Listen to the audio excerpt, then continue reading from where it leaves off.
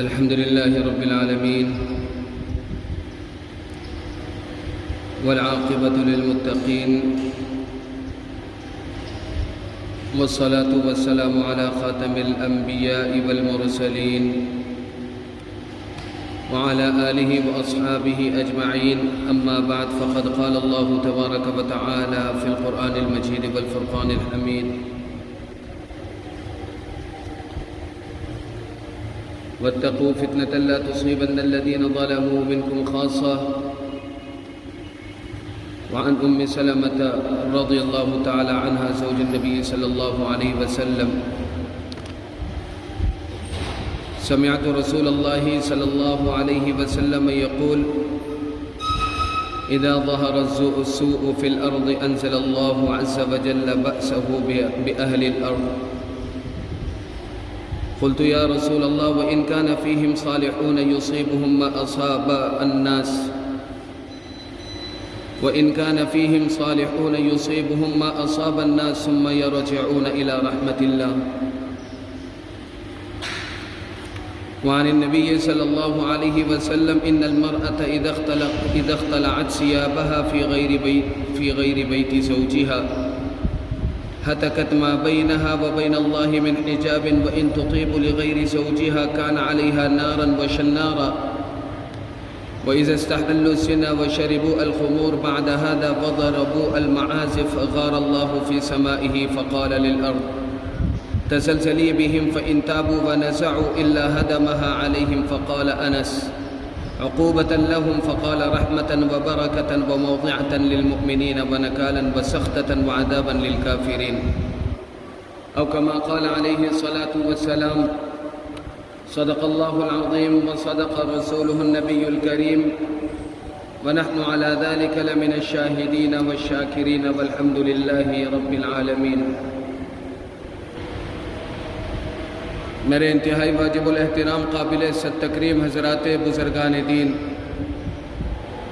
اور میرے ہر دل عزیز ساتھیوں بزرگوں، میں آپ حضرات کے سامنے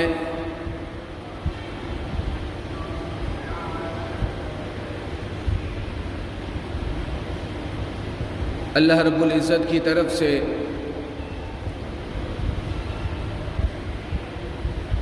آفتوں کے نزول کے وجوہات اور اس سے بچاؤ کی تدبیریں صورتوں سے متعلق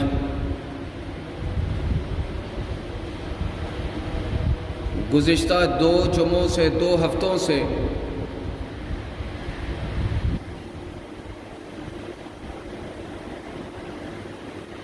تفصیلاً گفتگو کر رہا ہوں.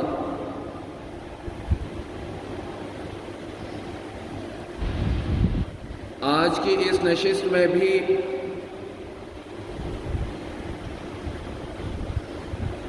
کوشش کروں گا کہ اس عنوان سے متعلق جو امور باقی رہ گئے ہیں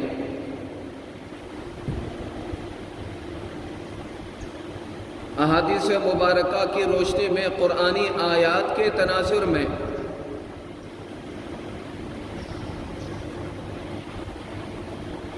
ان بقیہ امور پر بھی کما حقہ روشنی ڈالنے کی کوشش کروں. اللہ رب العزت سے دعا ہے کہ اللہ رب العزت مجھے حق سچ کہنے کی توفیق عطا فرمائے، اور ان کہی گئی باتوں پر ہم سب کو، تمام مسلمانوں کو عمل پیرا ہونے کی توفیق عطا فرمائے،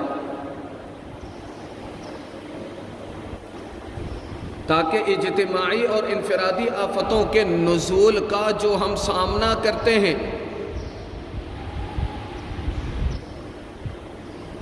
ان سے بچاؤ کی جو شرعاً تدبیریں قرآن اور حدیث میں اسلاف امت سے منقول ہے اس پر عمل پیرا ہو سکے، تاکہ ہماری زندگیوں سے یہ نحوستیں نکل سکیں، یہ آفتیں ہماری زندگیوں سے ختم ہو سکیں. شکوہ برائے شکوہ کرنے کے بجائے ہم ان مصیبتوں کے نازل ہونے کے وجوہات پر توجہ کر سکیں، ان کے اسباب پر غور کر سکیں، اور سنجیدگی کے ساتھ ان اسباب پر غور کرنے کے بعد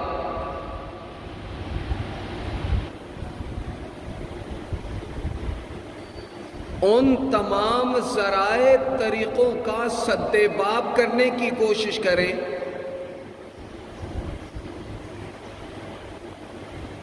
کہ جن کی وجہ سے ہماری انفرادی اجتماعی زندگیوں میں آفتیں آتی ہیں،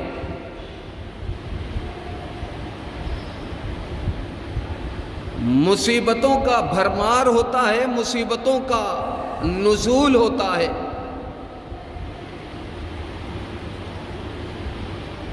اور یہ بات میں گزشتہ 2 جمعوں سے مسلسل عرض کر رہا ہوں،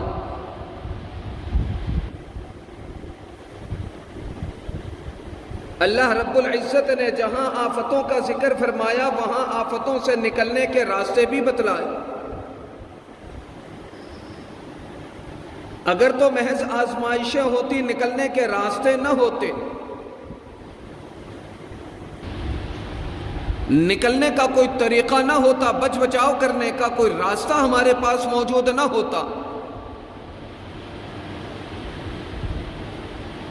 پھر تو شکوہ کرنا بنتا ہے، شکوہ بجا ہوتا۔ اب جب اللہ رب العزت نے ان آفتوں سے بڑھ کر آفتوں کے نازل ہونے کے وجوہات اور ان سے بچاؤ کے تدابیر بتلا دیے،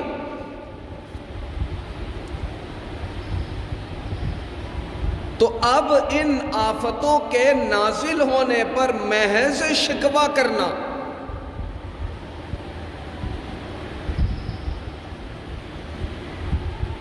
اور ان شکوے شکایتوں کے ذریعے سے ان مصیبتوں سے نکلنے کی کوشش کرنا،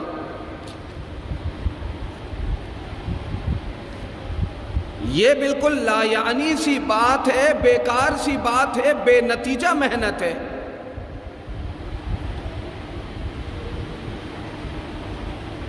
بار آور ثمر آور نتیجہ خیز محنت وہی ہے جو قرآن اور حدیث نے بتلایا۔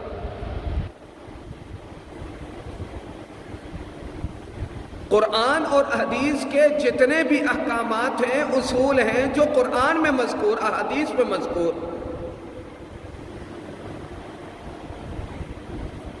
اگر ان کی طرف توجہ نہیں رہے گی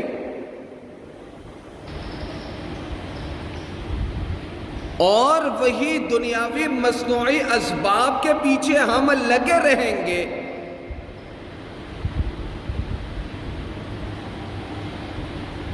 تو پھر یہ بات ذہن میں بٹھا لیجئے گا کہ آسمانی آفتوں سے نکلنے کے لیے، اللہ کی طرف سے نازل کردہ آزمائشوں سے نکلنے کے لیے، اللہ کی طرف سے مقرر کردہ امتحانات سے باہر آنے کے لیے طریقے بھی وہی اپنانا ضروری ہے جو آسمانی ہے، راستہ بھی وہی اپنانا ضروری ہے جو اللہ رب العزت نے، رب العالمین نے، رب الارباب نے سب کو بتلایا۔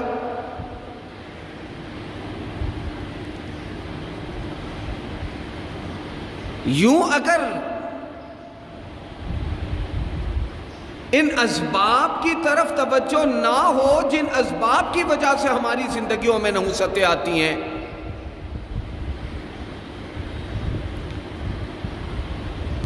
نتیجہ پھر یہی نکلے گا کہ وَاتَّقُوا فِتْنَةً لَا تُصِيبَنَّ الَّذِينَ ظَلَمُوا مِنْكُمْ خَاصَّةً، کہ اللہ تعالیٰ کی غیرت جب گناہوں پر جوش مارتی ہے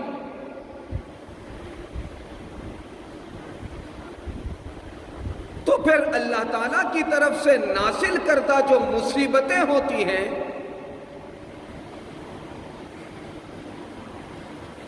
یہ مصیبتیں بغیر کسی امتیاز کے تمام لوگوں پر اترتی ہیں،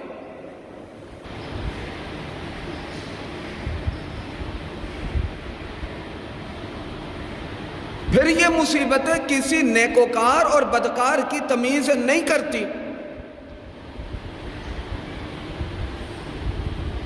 پھر آزمائش میں جہاں ظالم پڑتا ہے وہاں مظلوم بھی پڑتا،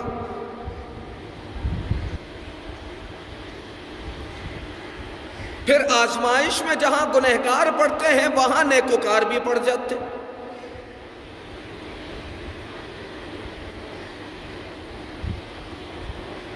یہ اور بات ہے کہ آزمائشیں جو عمومی طور پر معاشرے میں نازل ہوتی ہیں،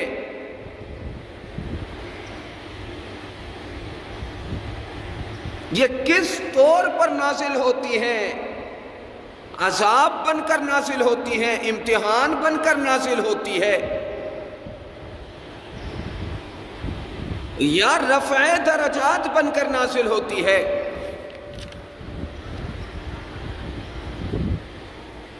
چنانچہ احادیث مبارکہ کا مطالعہ یہ بتلاتا ہے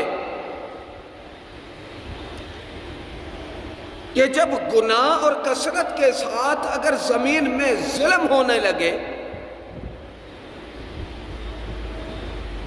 تو پھر اللہ تعالیٰ عمومی ابتلاء میں، امتحان میں، آزمائش میں عمومی طور پر سب کو مبتلا کر دیتا۔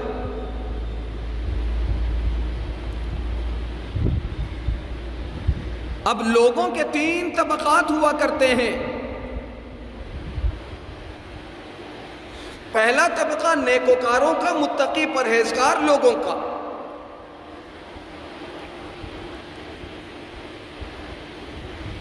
دوسرا طبقہ درمیانے لوگوں کا، تقوی پرہیزگاری میں اتنے اعلیٰ معیار کے نہیں ہوتے، اتنے زیادہ نیکوکار نہیں ہوتے لیکن اتنے زیادہ گنہگار بھی نہیں ہوتے۔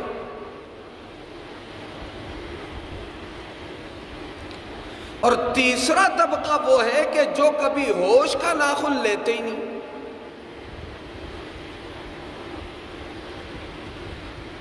وہ ہمیشہ گناہوں میں مبتلا، اللہ کی عداوتوں میں مبتلا، ان راستوں میں مبتلا جن راستوں میں چلنے کی وجہ سے اللہ تعالیٰ نے سابقہ اقوام پر آزمائشوں کو اتارا، آفتوں کو اتارا، امتحانات کو اتارا، عذاب نازل کی۔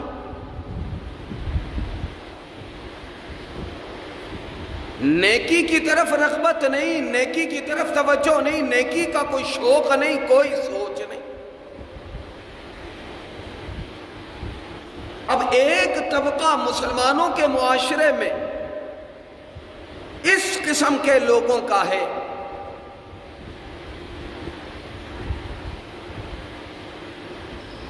جو گناہوں میں اتنے پڑے ہوئے ہیں کہ ان گناہوں سے توبہ کرنے کی فرصت ہی نہیں۔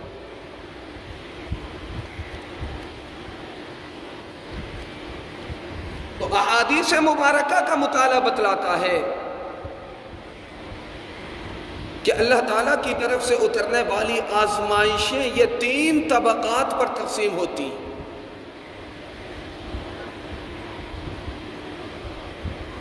3 طبقات پر اللہ کی آزمائشیں اترتی ہیں۔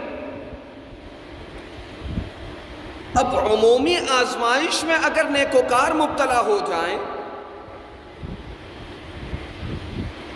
کہ جنہوں نے معاشرے میں لوگوں کو گناہوں سے روکا، نیکیوں کی تلقین کی،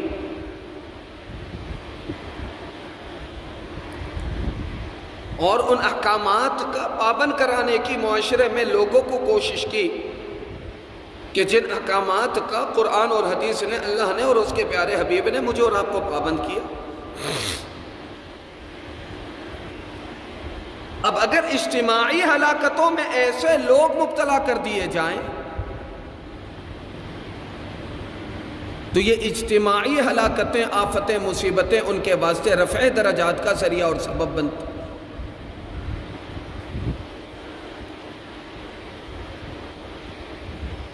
اور جو دوسرے طبقے کے لوگ ہیں کہ نیکیاں بھی کرتے ہیں اور برائیاں بھی سرزد ہو جاتی. تو یہ اجتماعی حالات آفتوں کے نزول کا، آفتوں کے نازل ہونے کا،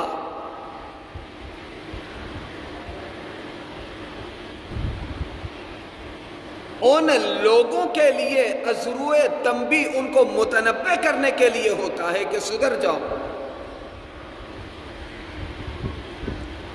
یہ اجتماعی حالات جو بن رہے ہیں،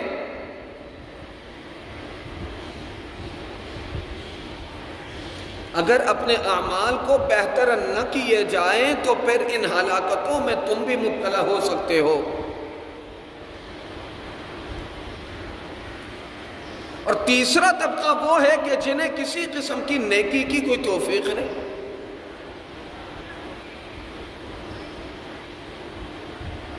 یہ وہ طبقہ ہے کہ جس طبقے پر اللہ تعالی جب آزمائشوں کو اتارتا ہے تو بطور سزا کے ان پر آفتوں کو اتارتا ہے، اور اس سزا میں وہ دنیا میں ہی گھیرے جاتے ہیں.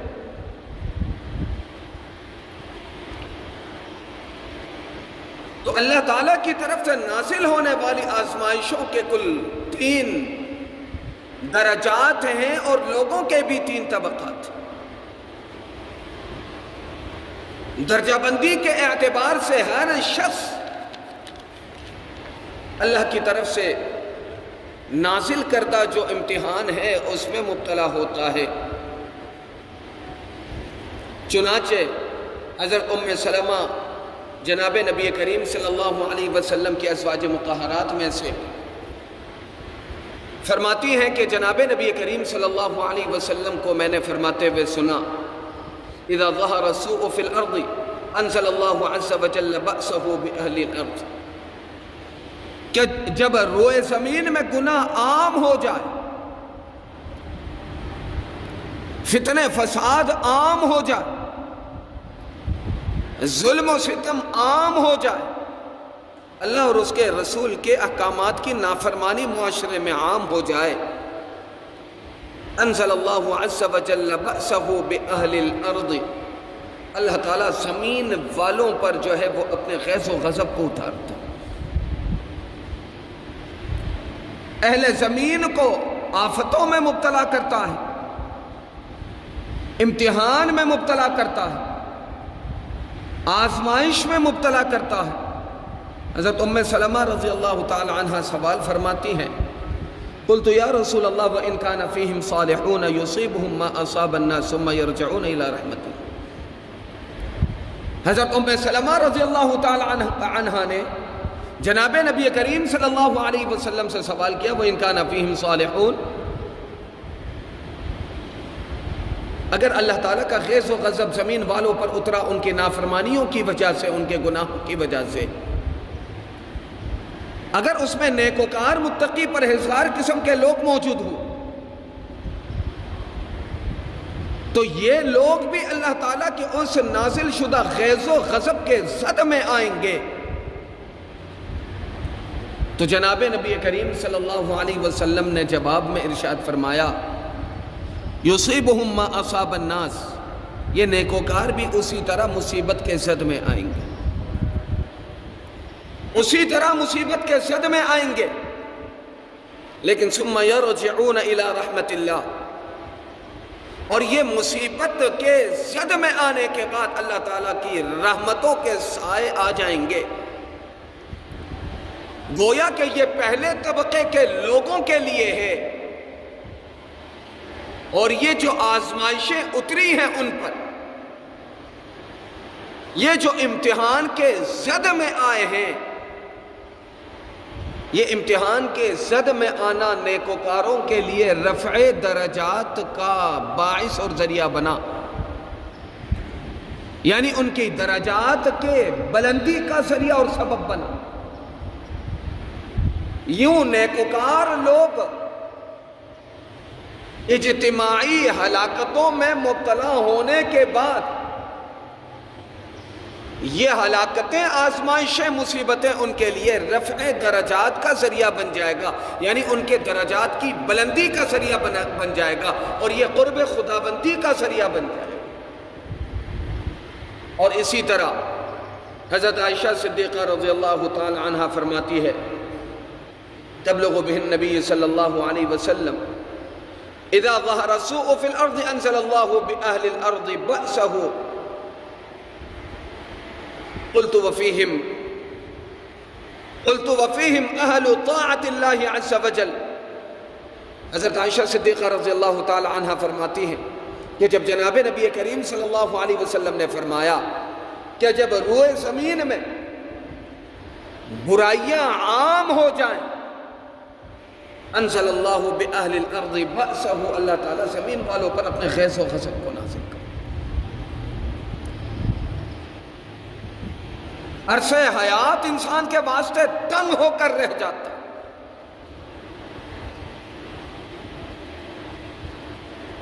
زندگی انسان کی پریشانی پر مبتلا ہو جاتی ہے، اجیرن ہو جاتی ہے۔ اچھی کمائی کے باوجود روزگار میں برکت نہیں ہوگی۔ تمام خیر کے اور نیکی کے کام کرنے کی کوشش کریں گے، لیکن وہ 15 برائیاں جن کی طرف میں نے ابتدائی چند برائیوں کی طرف میں نے پچھلے جمعے بھی اشارہ کیا اور آج تفصیلاً دوبارہ بتا دوں گا، جب وہ 15 برائیاں معاشرے میں عام ہوں گی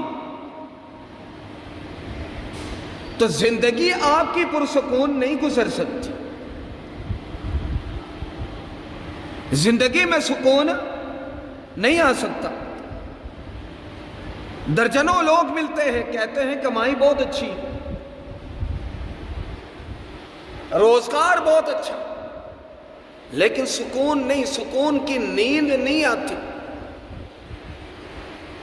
جیتے جاگتے چلتے پھرتے سکون نہیں، زندگی میں بے چینی سی ہے، معاشرے میں سکون نہیں۔ اگر دکانداروں کے طبقے سے آپ کا تعلق ہے تو دکانداری میں سکون نہیں، برکت نہیں۔ اور یہ ہر شخص کہتا ہے کہ پہلے آمدن لاکھ روپے تھی، ابھی لاکھوں پر ہے، برکت کوئی نہیں، سکون کوئی نہیں۔ دکانداروں کے طبقے سے آپ کا تعلق، سکون کوئی نہیں۔ اگر آپ کا تعلق اہل صنعت اور حرفت کے ساتھ ہے، فیکٹریوں کے ساتھ ہے،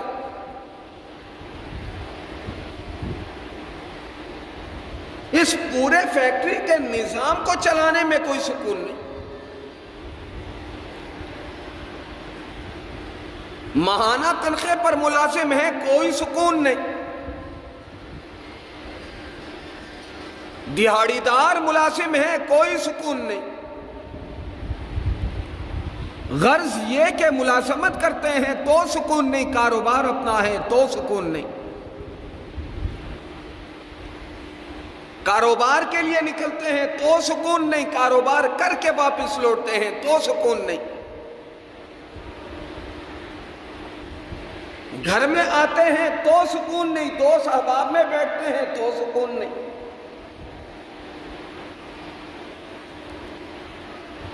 زندگی کے کسی بھی مرحلے میں پرسکون سانس لینے کے لیے آپ بیٹھ جائیں،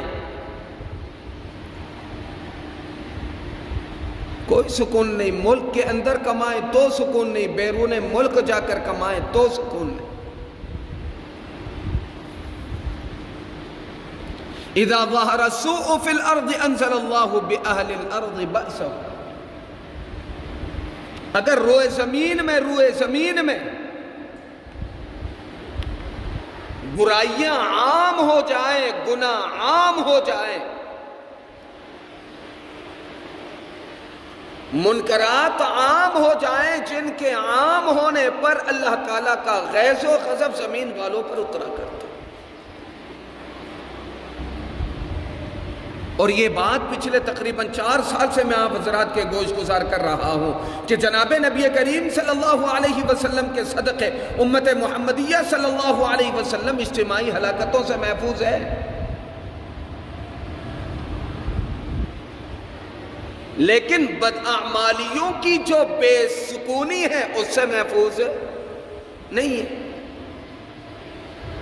گناہوں کی وجہ سے جو روزمرہ زندگی میں، شب و روز کی زندگی میں جو سکون اور اطمینان کی کیفیت ہونی چاہیے تھی، گناہوں کی وجہ سے اس سے محروم۔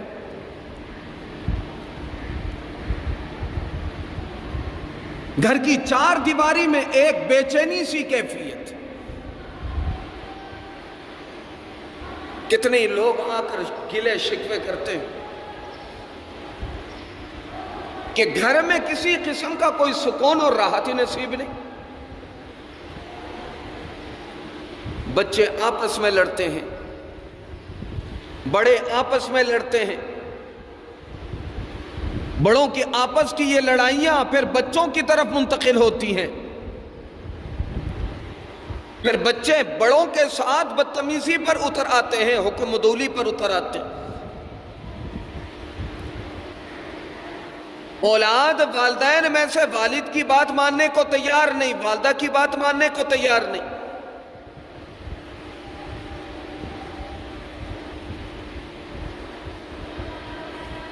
گھر کے افراد میں، اولاد میں اگر بڑی اولاد ہیں،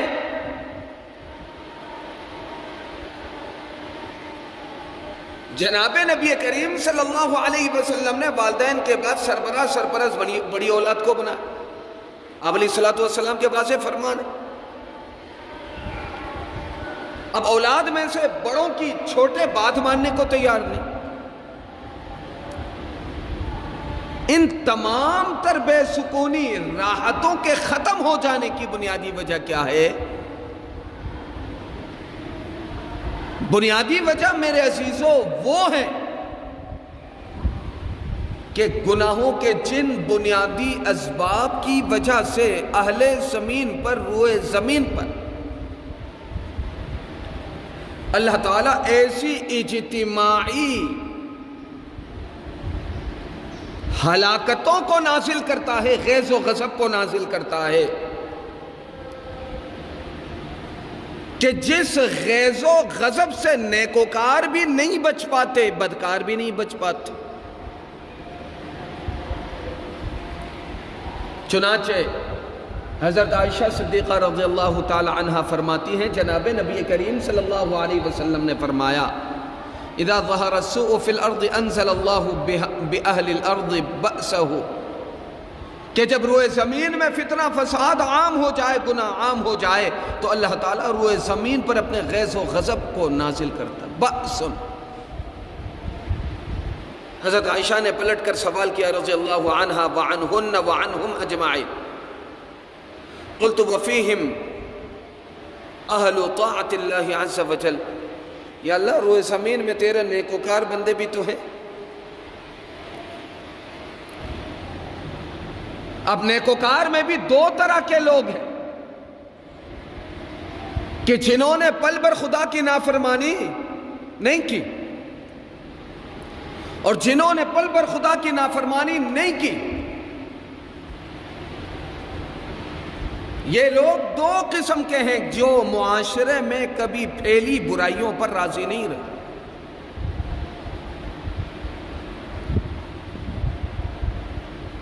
معاشرے کے سدھار کے لیے اپنا حصہ ہمیشہ ڈالنے کی کوششیں کرتے رہے،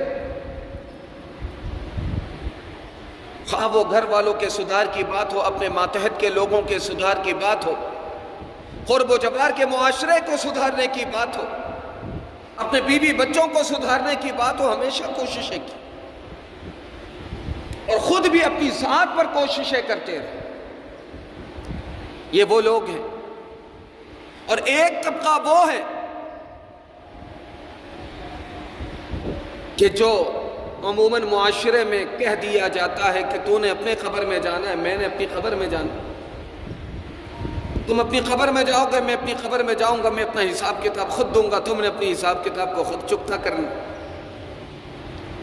ایک طبقہ وہ ہے کہ جسے صرف اپنے حساب کتاب کی فکر ہے، دوسرا کچھ بھی کرتا رہے اسے کوئی فرق نہیں پڑتا۔ تو یہ بات یاد رکھیے گا کہ اجتماعی ہلاکتوں میں یہ طبقہ خود غرض طبقہ کہ جس نے صرف اور صرف اپنی ذات پر محنت کی اور اپنے قرب و جبار کے معاشرے میں اپنی محنت کو نہیں پھیلایا، یا یہ بات یاد رکھیے گا کہ جب خدا کی پکڑ آتی ہے تو سب سے پہلے یہ نیکوکاروں کا طبقہ پہلے پکڑ میں آتا ہے۔ کیوں؟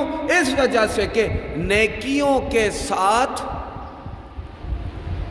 نیکیوں کی وجہ سے، نیک اعمال کی وجہ سے برائیوں کی قدر و منزلت یہ جانتے تھے،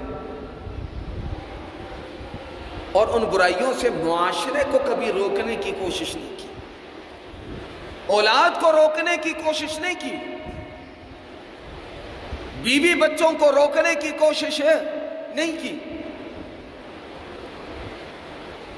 اپنے ماں باپ کو، بہن بھائیوں کو، رشتہ داروں کو، اعزاء اقربا کو، اپنے جاننے والوں کو، دوست احباب کو، ساتھ بیٹھنے والوں کو، تعلقات والوں کو روکنے کی کوشش نہیں کی، باوجود ہے کہ جانتے تھے کہ نافرمانیوں کی سزا بڑی سخت ہوتی، گناہوں کی سزا بڑی سخت ہوتی ہے، اللہ کی پکڑ بڑی سخت ہے، لیکن اس کے باوجود بس یہی فکر رہی کہ میں اپنے آپ کو سدھار لوں، معاشرے میں کچھ بھی ہوتا رہے، ہونے دیا جائے۔ تو یہ بات یاد رکھیے گا کہ سب سے پہلے ان کی پکڑ ہوگی، اس کے بعد دیگر گنہگاروں کی، کیونکہ گنہگار لا علم ہیں، جاہل ہیں، ان پڑھ ہیں، انہیں گناہوں کے انجام کا علم نہیں، گناہوں کے انجام سے بے خبر۔ جو باخبر تھے دوسروں کو باخبر کرنا ان کے فرائض میں شامل تھا کہ نہیں تھا، لیکن اگر انہوں نے دوسروں کو باخبر نہ کیا تو دوسروں کو باخبر نہ کرنے کا وبال ان علم رکھنے والے لوگوں پر جو ہے وہ آئے گی، اور سب سے پہلے اللہ کی پکڑ کا سامنا ان کو کرنا۔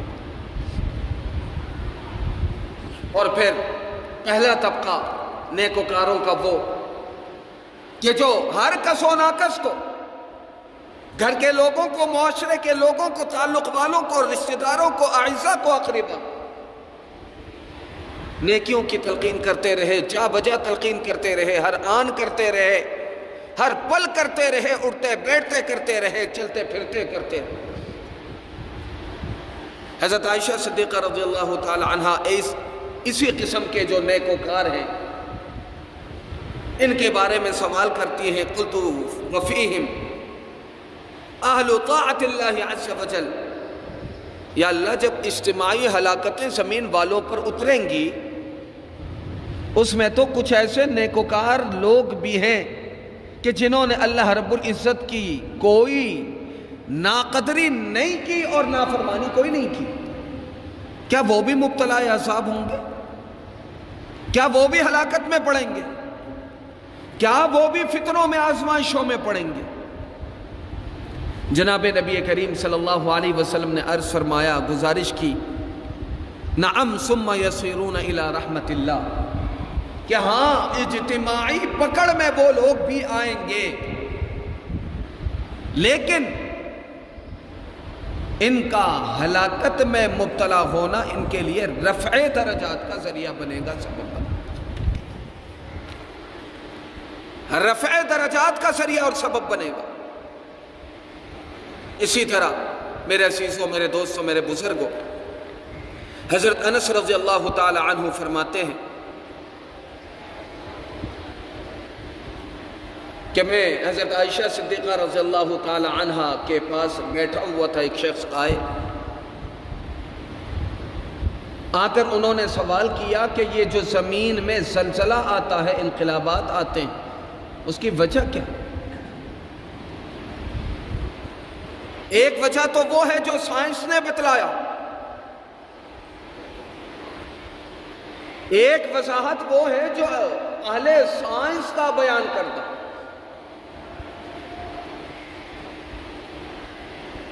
کہ سیارات اپنی گردشیں اس طور پر کرتی ہیں، زمین اس طرح گھومتی ہے، زمین میں پانی کم ہو جاتا ہے تو زمین دھس جاتی،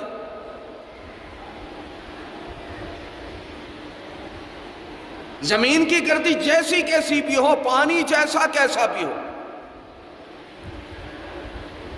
کیا اللہ تعالیٰ اس پر آسائش بچھونے کو، زمین کو بغیر کسی ظاہری سبب کے ہلانے پر قادر نہیں ہے؟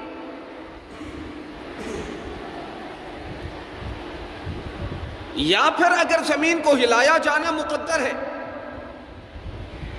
تو اللہ تعالیٰ ظاہری اسباب میں سے کوئی بھی سبب پیدا کر دے گا۔ اب اس کی چھوٹی سی مثال سمجھ لیں، حالیہ سیلاب اور مسلسل تواتر کی بارش، یہ بارش کا پانی کہاں گیا؟ کچھ حصہ جھیلوں میں، سمندروں میں، دریاؤں میں، ندی نالوں میں، اور پانی کا ایک بہت بڑا حصہ وہ ہے کہ جسے زمین نے جذب کیا۔ تو اب پانی کے اس بڑے حصے کو جب زمین نے جذب کیا تو کیا زمین سیراب نہیں ہوئی؟ زمین کی سیرابی نہیں ہوئی؟ اب اگر زمین سیراب ہو چکی ہے تو نیچے سے زمین خشک نہیں، اور جب نیچے سے زمین خشک نہیں ہے تو پھر زلزلہ کے وجوہات یہ بتلانا کہ نیچے سے زمین کے خشک ہو جانے کی وجہ سے زمین، سطح زمین ہلتی ہے، جس کی وجہ سے زلزلہ آ جاتا ہے اور گڑھے پڑ جاتے ہیں، زمین دھس جاتی۔ اس شخص نے سوال کیا حضرت عائشہ صدیقہ رضی اللہ تعالی عنہا سے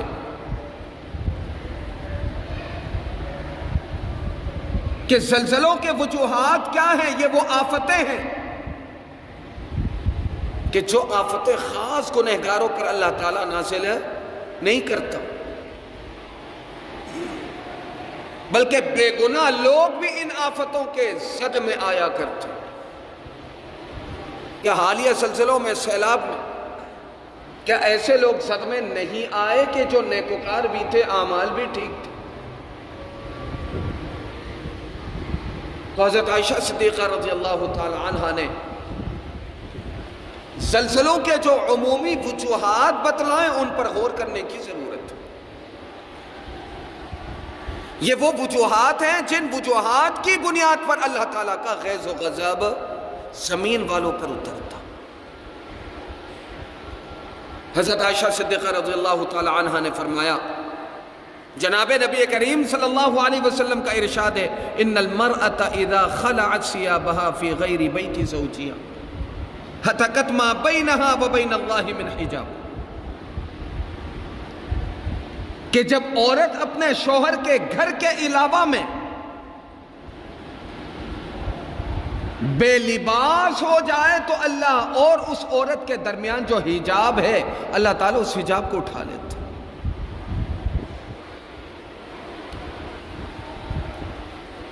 جب عورت اپنے شوہر کے علاوہ غیر مرد کے ساتھ بے حجاب ہوتی ہے، یعنی معاشرے میں زنا عام ہو، خواہ وہ خواتین شادی شدہ ہیں، منکوحہ ہیں، یا غیر شادی شدہ ہیں، لیکن اگر وہ بے آبرو اپنے آپ کو کرتی ہیں، اپنے آپ کو اپنے گھر کی چار دیواری سے باہر نکل کر غیر مردوں کے پاس بے لباس کرتی ہیں، تو پھر اللہ کے غیظ و غضب اور اس کے درمیان جو پردہ ہوتا ہے، اللہ تعالیٰ اس پردے کو ہٹا دیتا ہے۔ اب اس کے اس عمل بد کی وجہ سے، بدکاری کی وجہ سے اللہ تعالیٰ کے غضب اور اس کے درمیان کوئی پردہ نہیں رہتا، کوئی مانع نہیں رہتا، کوئی حجاب نہیں رہتا۔ اب عذاب کے نازل نہ ہونے کی کوئی وجہ باقی نہیں رہتی۔ تو میرے عزیزوں، میرے دوستوں، میرے بزرگوں، معاشرے میں پھیلی بے سکونیاں اور بے چینی کی بنیادی وجہ معاشرے میں پھیلی برائیوں میں سے سر فہرست زنا کا عام۔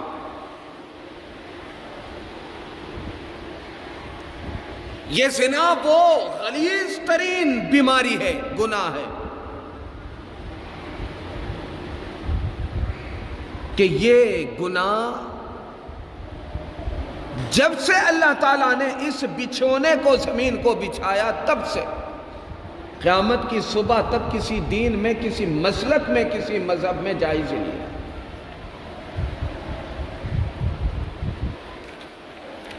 کسی مذہب میں جائز نہیں۔ کچھ ہی دن پہلے ایک غیر مسلم فیملی سے ملاقات ہوئی، مجھے کہنے لگی وہ فیملی کہ ہمارے گھر میں بڑی بے چینی ہے۔ میں نے وجہ پوچھی، بے چینی کی وجہ کیا ہے؟ کہنے لگی کہ ہماری بہو بے راہ روی میں مبتلا ہے، جس کی وجہ سے میرے بیٹے نے اس کو چھوڑ دیا۔ میں نے ان سے پلٹ کے پوچھا، کیا یہ بے راہ روی میں مبتلا ہونا تمہارے دین میں، مذہب میں اس کی کوئی گنجائش ہے؟ باخدا آپ یقین کیجئے گا انہوں نے دامن چھاڑ کر واضح طور پر سختی کے ساتھ یہ کہا کہ بے راہ روی، زنا جیسا گناہ ہمارے دین میں نہیں ہے، ہماری شریعت میں نہیں ہے۔ یہ بات تو قرآن مجید میں واضح طور پر موجود ہے کہ زنا کبھی بھی کسی شریعت میں جائز نہیں رہا، قتل و غارت گری کسی شریعت میں جائز نہیں ہے، شراب نوشی کہیں پر بھی جائز نہیں ہے۔ وقتی طور پر حلال ہوا کرتے تھے، پھر پابندیاں بھی لگی۔ رہزنی کسی شریعت میں جائز نہیں ہے، چوری چکاری کسی شریعت میں جائز نہیں ہے، حرام کھانا کسی شریعت میں جائز نہیں ہے، ناپ تول میں کمی کسی شریعت میں جائز نہیں ہے، جھوٹ بولنا سابقہ کسی شریعت میں کتاب میں جائز نہیں ہے، دھوکہ دینا سابقہ کسی کتاب میں شریعت میں جائز نہیں ہے۔ تو اس سے پتہ چلا کہ ساری انسانیت کے واسطے کچھ اصول متعین طور پر موجود ہیں کہ جن اصولوں پر تمام کے تمام شریعت کے، سابقہ شریعتوں کے ماننے والے مسلمان ہو یا غیر مسلم ہو، وہ پابند ہے اپنی شریعت کے اعتبار سے بھی، اپنی کتاب کے اعتبار سے بھی، اپنے ان مقتدی انبیاء علیہ السلام کے اعتبار سے بھی، کیونکہ وہ گناہ ان کے یہاں بھی نہیں۔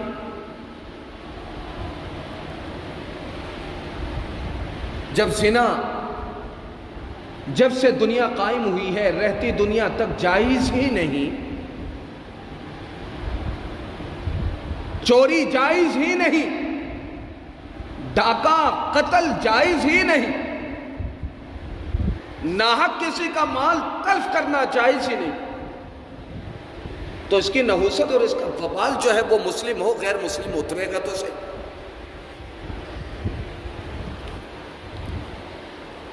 آپ اس پرامن چھتری کے نیچے پناہ لے سکتے ہیں کہ جو چھتری آپ کو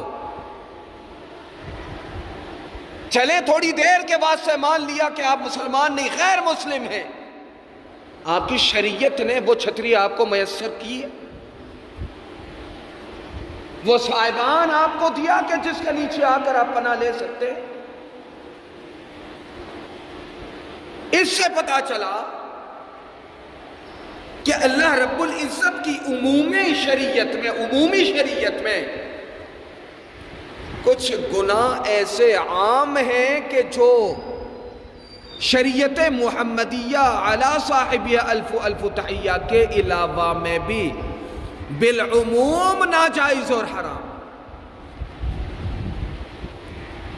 آپ نے اس کو جائز بنانے کے لیے کوئی بھی راستہ اختیار کیا ہو وہ الگ بات ہے۔ تو میرے عزیزوں، میرے دوستوں، میرے بزرگوں، اس شخص نے سوال کیا حضرت عائشہ صدیقہ رضی اللہ تعالی عنہا سے کہ زلزلے کی بنیادی وجہ کیا ہے؟ تو حضرت عائشہ صدیقہ رضی اللہ تعالی عنہا نے جناب نبی کریم صلی اللہ علیہ وسلم کا فرمان اس شخص کو سنایا اور فرمایا کہ ان المرأة اذا خلعت ثيابها في غير بيت زوجها هتكت ما بينها وبين الله حجاب، کہ جب عورت بے لباس ہوتی ہے دوسروں کے گھر میں شوہر کے علاوہ، یا اگر شوہر نہیں تو دوسرے غیر محرم لوگوں کے پاس جا کر بے لباس ہوتی ہے، تو اللہ تعالیٰ اس پر نازل ہونے والے عذاب کے اس رکاوٹ کو ختم کر دیتا ہے۔ اب اللہ کے عذاب اور گرفت میں اور اس عورت میں خاتون میں کوئی حجاب نہیں۔ اور یہ وبال یاد رکھیے گا کہ صرف عورتوں کے لیے نہیں ہے، کیونکہ وہ بے لباس ہوگی کسی مرد کے لیے تو مرد بھی اس جرم میں برابر کا شریک۔ اس کے بعد وَأَن تَطِيبَ لِغَيْرِ زَوْجِهَا كَانَ عَلَيْهَا نَارًا وَشَنَّارًا، اور وہ اپنے ذات کو دوسروں پر پیش کرے یا دوسروں کے ساتھ اپنے شوہر کے علاوہ خوش رہے، نکاح میں رہتے ہوئے دوسرے مرد کے ساتھ رسم مراسم رکھے۔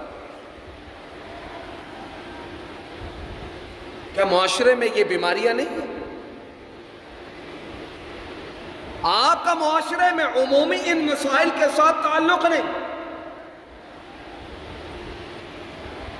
لیکن میرا صبح سے لے کے شام تک لوگوں کے عوام الناس کے ان عمومی مسائل سے میری وابستگی۔ لوگ صبح شام آ کر مسئلے مسائل پوچھتے، مسئلہ پوچھ رہے ہیں کہ عورت میری نکاح میں بھاگ گئی کسی اور کے ساتھ، عورت کسی مرد کے نکاح میں جا کر کسی اور کے ساتھ چلی گئی، اولاد بھی پیدا ہو گئی۔ تو مجھے یہ بتائیے کہ کسی کے نکاح میں ہوتے ہوئے اپنی ذات کو کسی اور کے ساتھ منسوب کرنا، کسی اور کے ساتھ خوش رہنا، کان علیہا نارن وشنارن، ایسی عورتوں پر اللہ کی آگ برستی ہے اور اللہ کی طرف سے نحوستیں برستی۔ جب اللہ تعالیٰ کے اس پرسکون بچھائے ہوئے بچھونے پر سرعام اس قسم کے گناہ کیے جائیں گے، پھر مجھے یہ بتائیے کیا یہ زمین قلابازی نہیں کھائے گی؟ کیا یہ زمین برداشت کرے گی؟ یہ زمین جو پرسکون ہے اللہ کے حکم سے، انسانوں کی آسائش کے لیے، آرام کے لیے، راحت کے لیے، سکون کے لیے، جب اس زمین پر جینے والے بسنے والے اللہ تعالیٰ کی نافرمانی پر اترے ہوئے ہوں، تلے ہوئے ہوں، تو مجھے بتائیے کہ یہ زمین ان کو آرائش اور آسائش میسر کرنے کا ذمہ دار ہے؟ تو زمین میں حرکت ہوتی ہے، زلزلے آتے ہیں، ایسے واقعات موجود ہیں کہ مرد اور عورت زنا میں مبتلا ہیں، زمین پھٹ گئی، زلزلہ آ گیا، اسی حالت میں دھنس گیا۔ کیا سابقہ واقعات میں آپ لوگوں نے یہ واقعات دیکھے نہیں، سنے نہیں، مشاہدہ نہیں کیا؟ اس کے علاوہ فَإِذَا اسْتَحَلُّوا الزِّنَا وَشَرِبُوا الْخُمُورَ بَعْدَ هَذَا وَضَرَبُوا الْمَعَازِفَ غَارَ اللَّهُ فِي سَمَائِهِ، فرمایا کہ جب زنا کو حلال سمجھنے لگے، معاشرے میں زنا کو فیشن بنا لیا جائے، وَإِذَا اسْتَحَلُّوا الزِّنَا، زنا کو فیشن بنا لیا جائے، اب معاشرے میں میرے عزیزوں میرے دوستوں زنا عام. حضرات اسلاف نے فقہائے کرام نے واضح طور پر لکھا، احادیث مبارکہ میں واضح طور پر موجود ہے کہ کسی غیر محرم کے ساتھ خلوت نشینی یہ بھی جرم کے اعتبار سے زنا کے برابر ہے. تنہائی میں کسی مرد و زن کا بغیر کسی رشتے کے غیر محرم ہے خلوت نشینی کرنا، یہ بھی زنا کے ضمن. مجھے یہ بتائیے معاشرے میں خلوت نشینیاں یہ تو عام ہو چکی ہیں، عام ہو چکی ہیں یہ بیماری. لوگ آ کر پوچھتے ہیں کہ فلاں کے ساتھ میری بیٹی کی منگنی ہوئی، اب وہ بگڑنے لگا. میں نے کہا بگڑنے کی وجہ کیا؟ کہتا ہے فون میں رابطے نہیں کرتا. میں نے کہا محض منگنی کے بعد فون میں روابطات رکھنا کیا یہ شریعت میں جائز ہے؟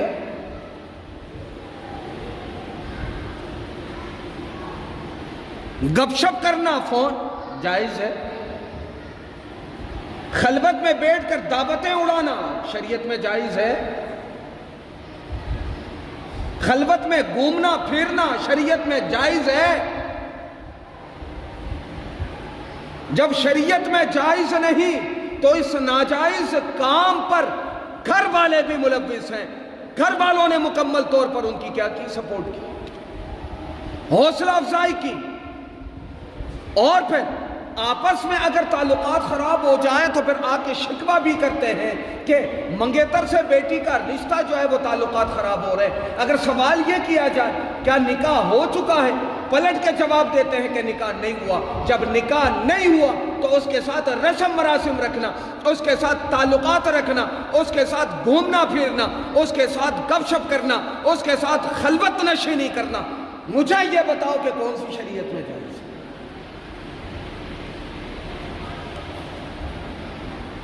ناجائز کام کرتے ہو، دلیل بھی پیش کرتے ہو، پھر اس ناجائز کام کا وبال تمہاری اولاد پر اگر نازل ہو تو پھر سر بھی پیٹتے ہو کہ ہمارے اولاد کے رشتوں میں بندشیں، اولاد کے رشتوں میں رکاوٹیں ہیں. رکاوٹیں کس نے ڈالی؟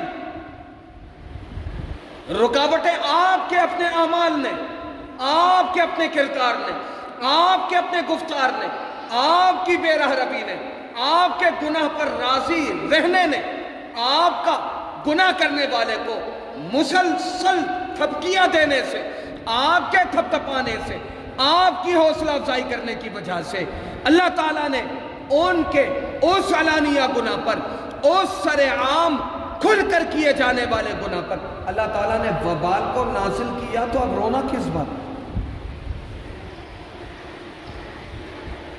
اس کے احکامات کی سر عام پامالی کی کہ نہیں کی؟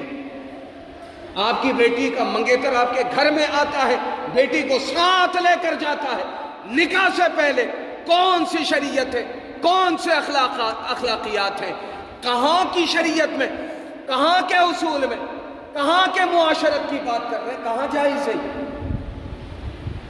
آپ کو نہیں پتا آپ کی بیٹی جا رہی؟ وَإِذَا اسْتَحَلُّ الزِّنَا کہ جب معاشرے میں زنا کو حلال سمجھا جائے گا، شراب و نوشی کو فیشن سمجھا جائے گا. طبقہ اشرافیہ میں آج بھی دعوتوں میں اسی طرح پروگرامات میں مشروبات پینے کے بجائے شراب و نوشی عام ہے، فیشن. وَشَرِبُوا الْخُمُرَ وَضَرَبُوا الْمَعَازِفَ بڑے بڑے شریف لوگوں کے دعوتوں میں وَضَرَبُوا الْمَعَازِفَ ڈھول باجے گانے ناچ گانے، عورتوں کو نچوائے جا رہے ہیں، ناچ گانے ہو رہے ہیں. حضرت والا کی محفل میں جو ناچ گانے ہو رہے ہیں، عشاء کی نماز باجماعت پڑھ کے گئے جناب حاجی صاحب. شرم کے مارے ڈوب مرنا چاہیے.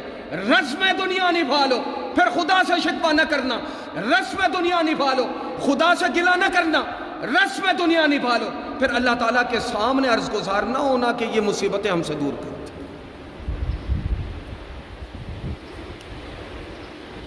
ایسی دعوتوں میں جانے سے انکار کرتے تو ناراض بھی ہو جاتے ہیں، جہاں مرد و زن کا اختلاط بھی ہو، گانے بھی بج رہے۔ تم نے سر عام خدا کی نافرمانی کر لی، اس سر عام نافرمانی کے نتیجے میں اجتماعی عذاب میں سب کو مبتلا ہو جانا چاہیے تھا۔ یہ رحمت خداوندی ہے کہ اس نے ڈیل دے کر، موقع دے کر تمہیں چھوٹ دی، عذاب میں مبتلا نہ کیا۔ اب تم اگر اس گناہ میں تمہارے ساتھ کوئی اور شریک نہیں ہے، تم اس میں ناراض بھی ہوتے۔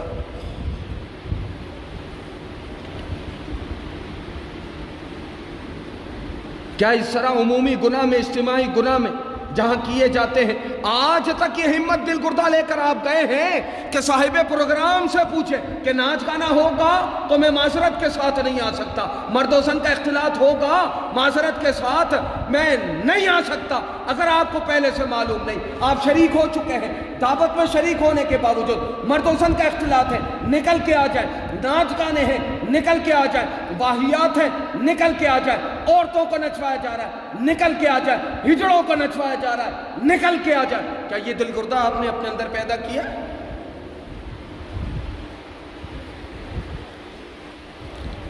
یہ دل گردہ اپنے اندر پیدا نہ کر کے اگر کوئی مصیبت تم پر آ جاتی ہے، تمہاری اولاد پر آ جاتی ہے، تمہاری معاشرت پر آ جاتی ہے، تمہارے گھر پر آ جاتی ہے، تمہارے بال بچوں پر آ جاتی ہے، بیویوں پر آ جاتی ہے، اور اسی طرح گھر کے ماحول میں پیدا ہو جائے، پھر خدا سے شکوہ نہ کرنا۔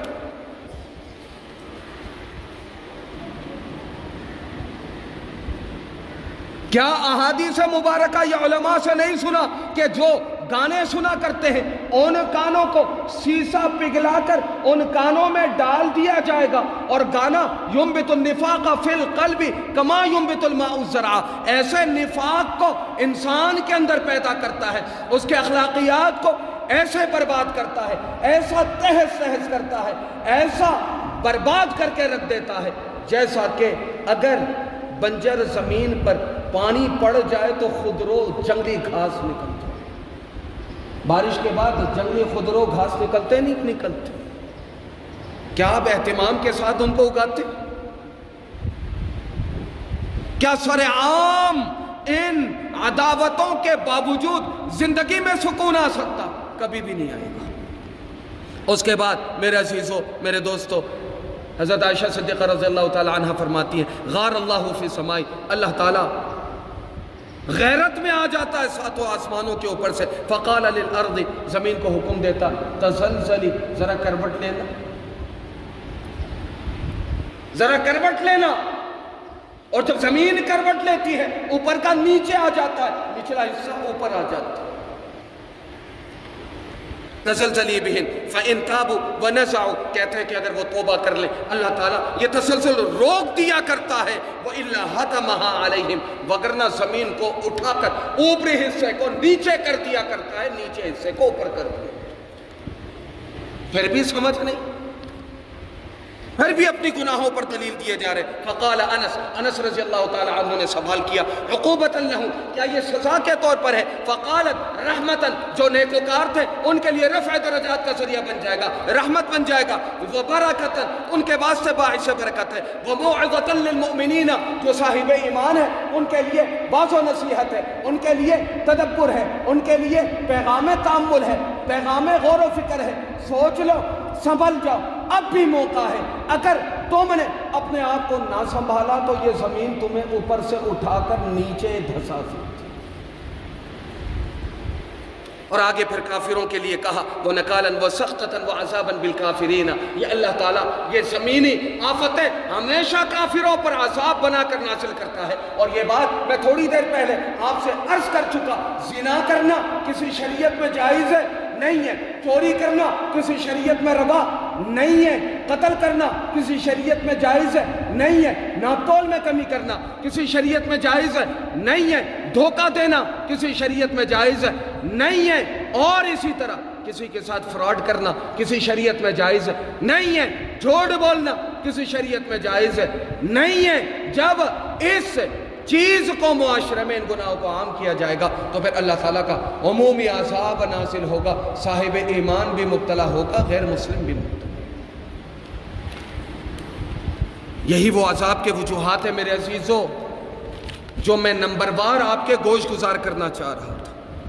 جناب نبی کریم صلی اللہ علیہ وسلم سے اجتماعی ہلاکتوں کے وہ اسباب پوچھے گئے تو آپ علیہ السلام نے فرمایا کہ 15 گناہ ہیں کہ جن کے بعد اللہ تعالیٰ اجتماعی آفتوں کو، عذاب کو، غضب کو، غیظ کو حلال کر دیتا ہے روئے زمین۔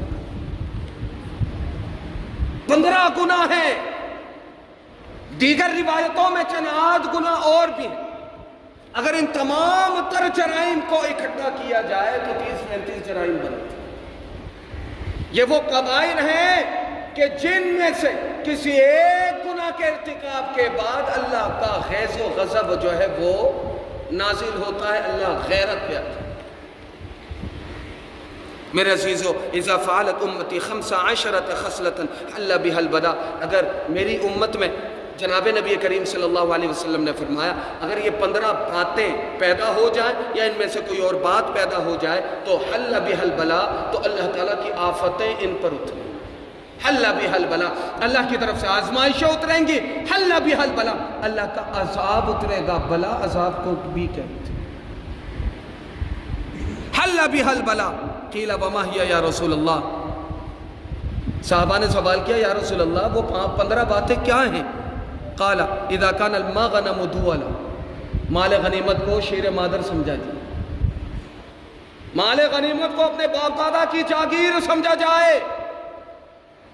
غربا مساکین جو ٹیکسز تمہیں جمع کرواتے ہیں، تمہارے خاندان، تمہارے معاونین، تمہارے مددگار کی عیاشیوں کے لیے نہیں جمع کرواتے، بلکہ یہ ٹیکسز جو جمع کروائے جاتے ہیں یہ غربا مساکین کی آسائشوں کے لیے ہوتا ہے۔ آسائشیں تمہیں مقدر ہوتی ہے، غربا مساکین تو جوں کہ تم۔ اذا كان المغنم دولا والامانۃ مغنما، والامانۃ مغنما، آپ کے پاس امانت رکھوائی جائے، آپ مال غنیمت سمجھ کر ہڑپ لیتے ہیں۔ آپ کے پاس یتیم کا مال ہے، مال غنیمت سمجھ کر ہڑپ لیتے ہیں۔ آپ کے پاس کسی مرحوم کا مال ہے، مال غنیمت سمجھ کر ہڑپ لیتے ہیں۔ آپ کے پاس مال میراث ہے، مال غنیمت سمجھ کر ہڑپ لیتے ہیں۔ جب کبھی امانت کو غنیمت سمجھ لیا جائے گا تو پھر یہ بات یاد رکھنا کہ اللہ تعالیٰ کا عذاب حلال ہو جائے۔ تیسرے نمبر پر وَالزَّكَاةُ مَغْرَمَةٌ، وَالزَّكَاةُ مَغْرَمَةٌ، شادی بیاہوں میں، ناچ گانوں میں فضول خرچیوں سے دریغ نہ کریں۔ سال کے آخر میں زکوٰۃ ادا کرنے کی باری آئے تو چھوٹا سا منہ بن جاتا ہے، زکوٰۃ نکالنا، اتنی محنت سے کما کے پھر غریبوں کو دے دیں، اتنی محنت سے کما کے غریبوں کو دے دیں۔ اتنی محنت سے تو نے کمایا کب تھا؟ تجھ سے زیادہ تو وہ غریب بیچارہ کشکول لے کے جو راستوں میں روڈوں میں ذلیل ہوتا ہے، تم سے زیادہ محنت تو وہ کرتا ہے۔ تم تو ایسی والے کمرے میں پرسکون زندگی گزارتے، تم سے زیادہ حقدار تو وہ فقیر قلاش تھا جو کشکول لے کر صبح گھر سے نکلتا ہے، رات کے اندھیرے میں گھر واپس پہنچتا ہے، سوکھی روٹی مل جائے کھا لیتا ہے۔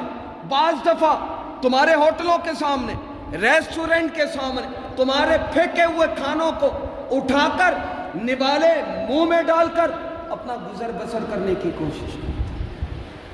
تم سے زیادہ تو محنت اس نے کی۔ تم کیا سمجھتے تم حقدار تھے؟ اللہ تعالیٰ نے خزانے کا منہ تمہارے لیے کھولا۔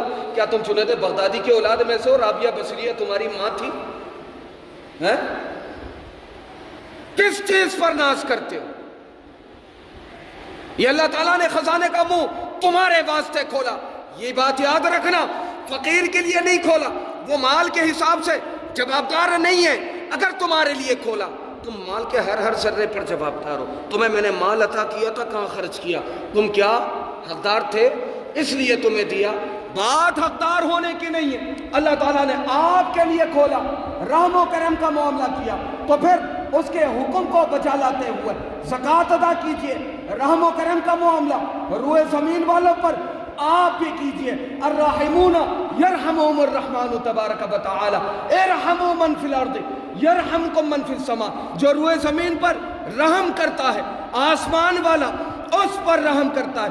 اللہ تعالیٰ کے عطا کردہ مال میں سے روئے زمین میں جو بیچارے کمزور لوگ ہیں ان پر رحم و کرم کرو گے، تمہارے خزانوں کو اللہ بڑھا دے گا، ورنہ تمہیں استحقاق کی بنیاد پر اللہ نے خزانہ تھوڑی نہ دی۔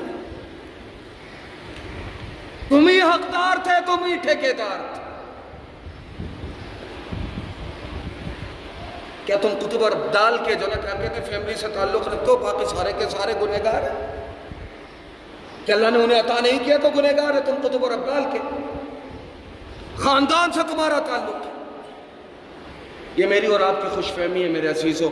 چوتھے نمبر پر بتایا، تیسرے نمبر پر وزکات مغرباً، اور چوتھے نمبر پر بتایا کہ وہ اطاع الرجل زوجته، کہ مرد اپنی بیوی کی اطاعت کرے گا، مرد اپنی بیوی کی اطاعت کرے گا۔ گھر میں 4 افراد پر مشتمل، 5 افراد پر مشتمل جو سلطنت ہے، اس کا حزب اقتدار بیوی ہوگی، حزب اختلاف شوہر ہوگا۔ ایسا حزب اختلاف کے جسے ڈھائس بجانے کی بھی اجازت ہے۔ والدین کچھ کہہ دیں تو پھر والدین کی بات قابل اتباع نہیں، لیکن اگر بیوی کہہ دے تو اس کی بات قابل اتباع ہے۔ وَأَطَاعَ الرَّجُلُ زَوْجَتَهُ وَعَقَّ أُمَّهُ، 5ویں نمبر پر جو ہے وہ والدین میں سے ماں کی نافرمانی کثرت کے ساتھ، کیونکہ گھر کی 4 دیواری میں ماں ہوتی ہے، تمہاری بیوی کے ساتھ ماں ہوگی، تمہارے ساتھ ماں ہوگی، کثرت کے ساتھ اٹھنا بیٹھنا ماں کے ساتھ ہوگا۔ بیوی نے تمہیں آ کر کہہ دیا کہ تمہاری اماں نے آج یہ کر دیا، تو ماں کے ساتھ جو ہے وہ بات چیت کرنا، اس کے ساتھ صلہ رحمی کو چھوڑ کر اس سے منہ پھیر دیا۔ 5ویں نمبر کا گناہ۔ اس کے بعد 6 نمبر کا گناہ وبر صدیقہ، والدین کہیں گے بات سمجھ میں نہیں آئے گی، دوست احباب کہیں گے بات سمجھ میں آئے گی، یہ وہ 6 نمبر کا گناہ ہے کہ جس کی وجہ سے اللہ تعالیٰ کا عذاب جو ہے وہ حلال ہو جاتا ہے۔ اور اس کے بعد 7ویں نمبر پر جفا آباؤ، باہر جائے تو ایسا شیر و شکر لگے، ایسا لگے کہ زبان میں پورا کا پورا گھی کا اور اسی طرح شکر کا کنستر رکھا ہوا، لیکن گھر میں جائے تو پھر ایسا اس کے گفت و شنید کا یہ حال ہو کہ گھر والے خاص طور پر والدین جو ہے وہ ایک طرف سہم کر بیٹھ جائے۔ وہ جفا آباؤ، والدین کے ساتھ ناروا سلوک رکھا جائے۔ 8ویں نمبر پر وارتفعت الاصوات فی المساجد، مسجدوں میں آوازیں بلند ہوں، مسجدوں میں آوازیں بلند ہوں گی۔ اب بھی ایسا ہی ہوتا ہے، نماز میں مسجد میں کوئی داخل ہوتا ہے، مسجد کے تقدس کا کوئی خیال نہیں، وہاں سے داخل ہوگا، کونے میں کوئی بیٹھا ہوا ہوگا، اس کو زور سے آوازیں لگائے گا اور آوازیں لگا کر اس سے گپ شپ کرے گا، مسجد کے تقدس کا کوئی خیال نہیں۔ اور مساجد میں وہ چیزیں کی جائیں گی کہ جس چیز کی شریعت میں اجازت نہیں ہوگی، اور پھر دلیل بھی دیں گے کہ یہ عبادت ہے۔ مرتفعات الاصوات فی المساجد۔ اس کے بعد 9ویں نمبر پر فرمایا وکان زعیم القوم ارذلہ، قوم کا سردار ذلیل ترین انسان ہوگا، قوم کا سردار چور ہوگا، قوم کا سردار ڈاکو ہوگا، قوم کا سردار رہزن ہوگا، قوم کا رہبر کی صورت میں یہ رہزن، یہ نیچ قسم کے لوگ قوم کی سرداریاں کریں گے، اور آج معاشرے میں یہی دیکھنے کو۔ چھٹے ہوئے لوگ آپ کی اور میری سرداری اور قیادت کر، چھٹے ہوئے لوگ معاشرے کے علاقے کے اعتبار سے ہو، شہر کے اعتبار سے ہو، ملک کے اعتبار سے ہو، پوری سلطنت کے اعتبار سے، یہ چھٹے ہوئے وہ لوگ قیادت میں آ کر بیٹھتے ہیں کہ جن کا نہ معاشرت میں کوئی نام و نشان نہیں، نہ اخلاقیات میں، نہ دینیات، جن سے قرآن مجید کی کوئی چھوٹی سی سورت تلاوت کروا دی جائے تو ایسے لگتے ہیں جیسے مادرزاد حقلے۔ اور اسی طرح میرے عزیزو 10ویں نمبر پر وہ اکرم الرجل مخافت شر، اور اگر کسی کا اکرام کیا جائے گا تو اس کے شر سے بچنے کے لیے اس کا اکرام کیا جائے گا۔ آج معاشرے میں اگر کوئی زبردست آپ کو نظر آتا ہے، کوئی شریر قسم کا انسان آپ کو نظر آتا ہے، کوئی تعلقات والا بدماش قسم کا انسان نظر آتا ہے، تو آپ اس کا احترام کرتے ہیں، اس کی عزت کرتے ہیں تاکہ اس کی شر میں مبتلا نہ۔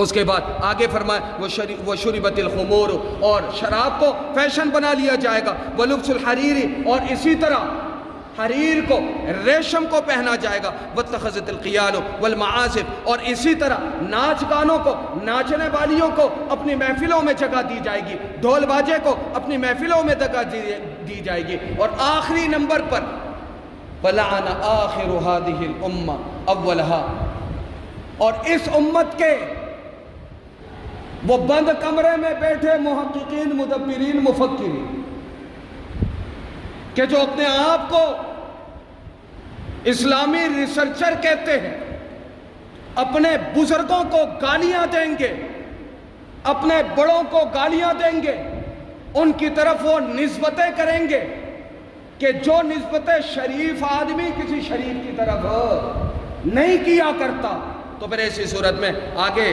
جناب نبی کریم صلی اللہ علیہ وسلم نے فرمایا کہ پھر ایسی صورت میں فَلْيَرْتَقِبُ عِنْدَ ذَلِكَ رِيحًا حَمْرَاءَ أَوْ خَصْفًا أَوْ مَسْخًا، پھر ایسی صورت میں سرخ آندھیوں کا انتظار کرو، شعلوں کا انتظار کرو، یا پھر زمین کے جو ہے وہ زمین کے پھٹ جانے کا انتظار کرو، یا چہروں کے مسخ ہونے کا انتظار کرو۔ یہ وہ 15 عمومی وہ بیماریاں ہیں، وہ گناہ ہیں کہ جن گناہوں میں سے ایک کی وجہ سے حل بہ البلا، اللہ تعالیٰ کی طرف سے عذاب کا نازل ہونا حلال ہو جاتا ہے، لازم ہو جاتا ہے۔ تو میرے عزیزوں، میرے دوستوں، میرے بزرگوں، یہ وہ 15 باتیں میں آپ کے گوش گزار کر چکا۔ دعا کیجئے اللہ رب العزت سے، اللہ تعالیٰ ہمیں ان 15، 20، 25 وہ گناہ جن کی وجہ سے مصیبتیں انفرادی نہیں اجتماعی طور پر معاشرے میں نازل ہوا کرتی ہیں، اللہ تعالیٰ ہمیں اپنے معاشرے کو، اپنے گھر کو، اپنی ذات کو ان مصیبتوں سے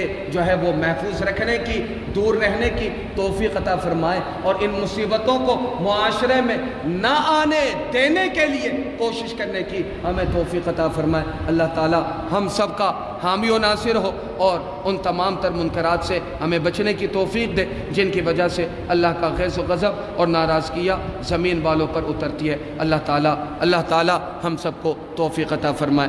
وآخر دعوانا ان الحمد للہ رب العالمین۔